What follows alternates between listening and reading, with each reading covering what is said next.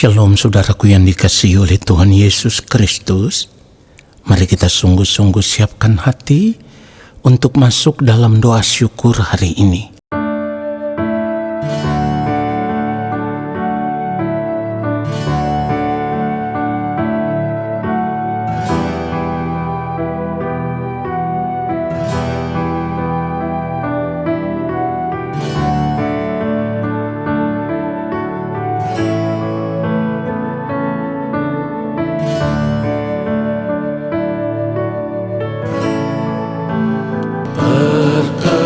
Perkenankan hamba-Mu, ya Bapa,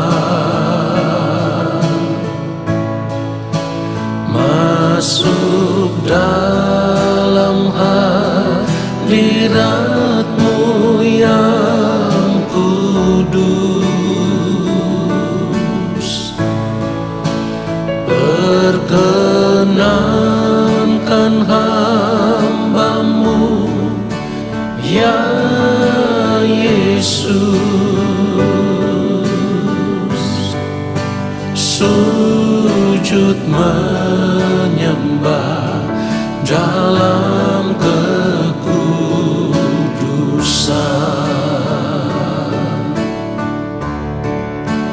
Kau ku sembah,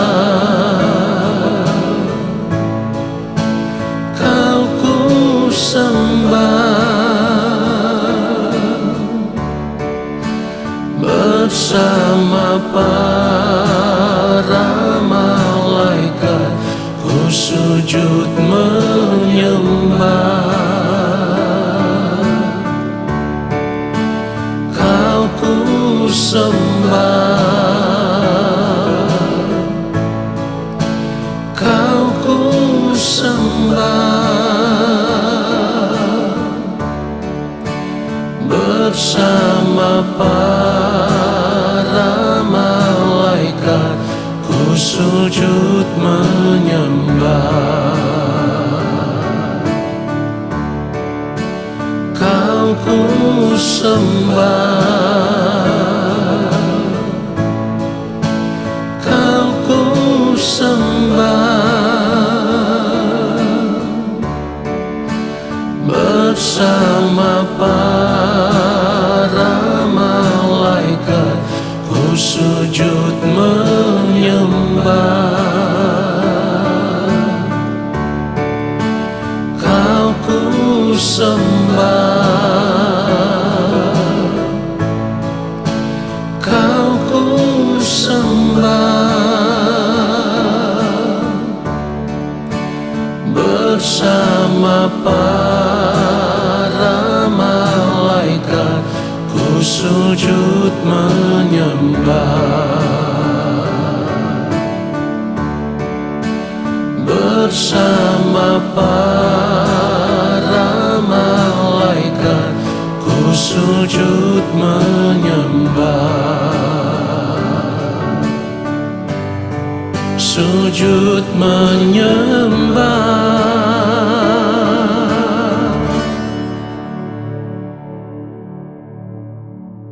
Mari kita berdoa. Yang Maha Kudus, Allah Bapa kami yang ada di dalam kerajaan sorga, kembali kami ada di hadapan Bapa. Kami mau mempersiapkan hati kami untuk diisi dengan kebenaran firman-Mu. Roh Kudus Tuhan, ajar kami untuk mengerti setiap kebenaran firman yang kami dengar, lalu kami mau hidup hanya untuk melakukan apa yang menjadi kehendak-Mu ya Bapa di sepanjang umur hidup kami. Kami mau hidup seturut dengan firman-Mu. Di dalam nama Tuhan Yesus Kristus kami berdoa dan kami siapkan hati untuk menerima kebenaran firman Tuhan saat ini. Amin. Saudara yang dikasihi oleh Tuhan Yesus Kristus, kalau di dalam doa Bapa kami, seperti yang ditulis di dalam Matius pasal 6, kalau kita mau membaca ayatnya yang ke-10 dikatakan, datanglah kerajaan-Mu, jadilah kehendak-Mu di bumi seperti di sorga. Saudaraku, Dari kalimat doa ini seharusnya kita semua mengerti yang Tuhan kehendaki adalah ketika kita hidup sebagai anak-anak Allah Bapa di sorga, sekalipun kita masih hidup di dunia ini, tetapi kehidupan kita sudah harus menghadirkan suasana kerajaan Allah. Kalau dikatakan kita sudah harus menghadirkan suasana kerajaan Allah di dalam sepanjang hari hidup kita selama kita masih hidup di dunia ini, itu artinya segenap kehidupan kita harus benar-benar ada di dalam keadaan yang kudus. Hidup kita harus ada di dalam keadaan yang benar-benar bersih, suci, benar-benar berkenan di hadapan Allah Bapa di sorga. Dan berkenan di sini dimulai dari gerak pikiran kita, sikap kita, tindakan kita, perbuatan kita, perkataan-perkataan yang kita ucapkan, semuanya harus dalam keadaan yang benar-benar kudus di hadapan Allah Bapa di sorga. Harus ada di dalam keadaan yang benar-benar tidak bercacat, tidak bercela. Saudara perhatikan itu. Dan supaya kita bisa hidup menghadirkan suasana kerajaan Allah di dalam seluruh gerak kehidupan kita, itu berarti kita tidak bisa hidup di luar daripada Tuhan. Kita harus hidup terikat dengan Tuhan. Kita harus hidup melekat dengan Tuhan. Kita harus memiliki persekutuan dengan Tuhan yang benar-benar intim, saudaraku. Menghadirkan suasana kerajaan Allah ini sama atau selaras dengan perkataan yang mulia Tuhan Yesus Kristus, di mana Tuhan Yesus berkata, "Datanglah kepadaku semua yang letih lesu dan berbeban berat." Kenapa kita harus datang kepada Tuhan? Kenapa kita harus melekat dengan Tuhan? Kenapa kita harus terikat dengan Tuhan? Karena kalau hidup kita tidak terikat dengan Tuhan, tidak melekat dengan Tuhan, kita tidak bisa menghadirkan suasana kerajaan Allah di sepanjang hari hidup kita. Dan kalau kita terikat dengan Tuhan, melekat dengan Tuhan, memiliki persekutuan yang intim dengan Tuhan, itu artinya kita mau menjadikan Tuhan sebagai satu-satunya tempat perhentian yang teduh. Saya ulang sekali lagi. Melekat dengan Tuhan, bersekutu dengan Tuhan, itu artinya kita mau menjadikan Tuhan sebagai satu-satunya tempat perhentian yang teduh. Saudara perhatikan itu. Jadi sejak kita masih hidup di dunia ini, kita sudah harus menemukan perhentian hidup kita di dalam Tuhan. Kita tidak boleh memiliki perhentian hidup di luar daripada Tuhan. Ya. Saya ulang sekali lagi, sejak kita masih hidup di dunia ini, kita sudah harus menemukan perhentian hidup kita di dalam Tuhan. Kita tidak boleh memiliki perhentian di luar daripada Tuhan. Jadi kalau Tuhan menghendaki supaya kita tidak terikat dengan dunia ini, sama seperti yang firman Tuhan katakan, kita tidak boleh serupa dengan dunia ini. Hal itu memiliki tujuan, supaya kalau kita terus melekat dengan Tuhan, kita akan merasakan damai sejahtera Allah yang melingkupi kehidupan kita. Ya, damai sejahtera Allah yang Tuhan berikan kepada kita itu lebih daripada damai sejahtera yang semu yang kita temukan lewat kesenangan-kesenangan hidup yang sementara, saudaraku. Kalau kita mau melihat Yohanes 14 ayat 27, firman Tuhan katakan, "Damai sejahtera ku tinggalkan bagimu, damai sejahtera ku berikan kepadamu, dan apa yang ku berikan tidak seperti yang diberikan oleh dunia kepadamu. Janganlah gelisah dan gentar hatimu." Saudara perhatikan itu. Kalau kita tidak melekat dengan Tuhan, kita boleh saja menemukan damai sejahtera yang dunia berikan, tetapi itu semua sementara. Firman Tuhan katakan dengan jelas, Dan apa yang kuberikan tidak seperti yang diberikan oleh dunia kepadamu. Saudara perhatikan itu. Di sini kita harus mengerti. Untuk bisa benar-benar mengalami damai sejahtera Allah, kita sudah tidak boleh punya keinginan yang lain. Kita hanya punya satu keinginan. Apapun yang kita lakukan sesuai dengan pikiran dan perasaan Allah Bapa di sorga.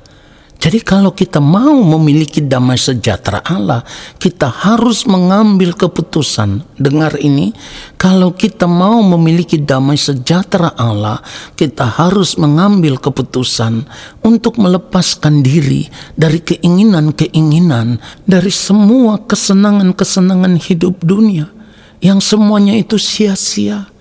Kita harus melepaskan diri dari keinginan daging, keinginan mata, maupun keangkuhan hidup. Semuanya harus dilepaskan, karena semuanya itu bukan berasal dari Allah. Saudara, di dalam 1 Yohanes 2, kalau kita membaca ayat 16, firman Tuhan katakan, sebab semua yang ada di dalam dunia.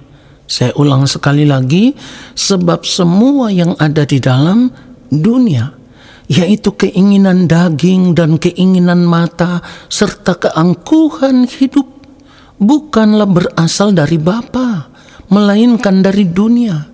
Nah, itulah kenapa saya katakan tadi, supaya kita bisa memiliki damai sejahtera Allah, maka kita harus mengambil keputusan untuk melepaskan diri dari semua keinginan yang masih kita miliki.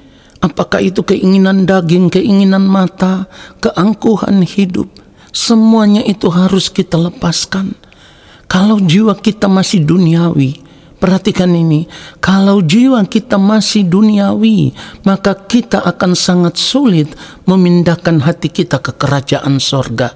Jadi di sepanjang hari hidup kita tidak bisa menghadirkan suasana kerajaan sorga seperti yang dikatakan oleh firman Tuhan. Datanglah kerajaanmu, jadilah kehendakmu di bumi seperti di sorga. Hidup sebagai orang percaya kita harus mengerti, kalau firman Tuhan sudah berkata kita tidak boleh menjadi serupa dengan dunia ini, itu artinya kita harus berjuang untuk mengalami perubahan dari hari lepas hari. Kodrat kita itu harus dirubah, supaya sukacita kita adalah sukacita oleh Roh Kudus, bukan sukacita karena keinginan-keinginan dan hawa nafsu diri yang bisa kita nikmati di dunia ini, yang hanya sementara. Karena kalau kita berbicara tentang menghadirkan kerajaan Allah di dalam sepanjang hari hidup kita, kerajaan Allah itu bukan soal makan dan minum, saudaraku. Ya, sekali lagi, kerajaan Allah itu bukan soal makan dan minum. Di dalam Roma 14 ayat 17, firman Tuhan katakan, sebab kerajaan Allah bukanlah soal makanan dan minuman, tetapi soal kebenaran, damai sejahtera, dan sukacita oleh Roh Kudus. Perhatikan ini, saudaraku. Kalau firman Tuhan katakan sebab kerajaan Allah itu bukanlah soal makanan dan minuman, tetapi soal kebenaran. Saudaraku, ini artinya selama kita masih hidup di dunia ini, bukan seberapa enak kita bisa menikmati makan minum, ya, menikmati kesenangan-kesenangan hidup yang lain. Tetapi di sepanjang hari-hari hidup kita, apakah kehidupan kita ada di dalam kebenaran Allah atau tidak? Oleh sebab itu kita harus terus belajar untuk memeriksa diri, ya. Kita harus terus belajar untuk menggelar perkara hidup kita, lalu temukan setiap gerak kehidupan kita itu kudus di hadapan Tuhan atau tidak, benar di hadapan Tuhan atau tidak. Kalau ternyata tidak, seharusnya kita gentar, saudaraku. Kalau kita mau hidup sebagai orang percaya yang selalu menghadirkan suasana kerajaan Allah di dalam sepanjang hari hidup kita, maka kita sudah tidak lagi memiliki keinginan yang lain. Kita hanya memiliki satu keinginan, menjadikan Tuhan sebagai tempat perteduhan kita, satu-satunya kesenangan hidup kita. Oleh karenanya tadi saya katakan, kita harus memeriksa seluruh keberadaan hidup kita. Kita harus mengoreksi diri, menggelar perkara hidup, lalu temukan apa yang kita lakukan itu sudah benar di hadapan Tuhan atau belum. Saudaraku, kalau kita mau serius memperkarakan akan hal ini, maka setiap kali kita duduk diam di kaki Tuhan, ketika kita mengambil waktu untuk bersekutu dengan Tuhan, kita akan berkata seperti yang firman Tuhan katakan di dalam Mazmur 139 ayat 23. Kita akan berkata, selidikilah aku ya Allah, dan kenalah hatiku. Ujilah aku dan kenalah pikiran-pikiranku.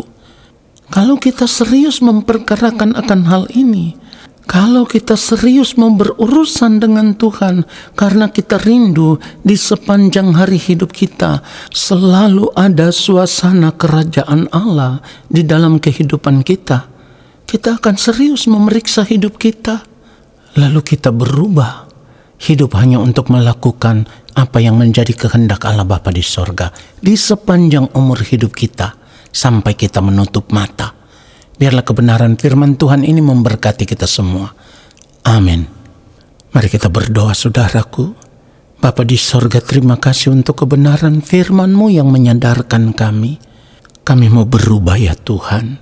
Kami mau hidup hanya untuk melakukan apa yang menjadi kehendak-Mu ya Bapa di sepanjang umur hidup kami. Supaya kehidupan kami selalu ada dalam keadaan berkenan di hadapan Bapa. Terima kasih Bapa untuk firman-Mu. Saat ini kami mengangkat tangan di hadapan-Mu ya Allah, dan kami percaya Engkau akan menurunkan tangan dan memberkati hidup kami. Saudaraku, arahkan hatimu tertuju kepada Tuhan dan terimalah berkat-Nya. Segala berkat kasih karunia daripada Allah Bapa di sorga, rahmat cinta kasih yang berlimpah-limpah dari Tuhan Yesus Kristus, di dalam persekutuan yang manis dengan Roh Allah yang kudus, turun atas hidupmu, menyertai hidupmu dan memberkati kehidupanmu sekarang dan sampai selama-lamanya. Amin. Saudara, terima kasih sudah mengikuti doa syukur hari ini. Sampai jumpa dalam doa syukur besok hari. Tuhan Yesus memberkati kita semua. Shalom.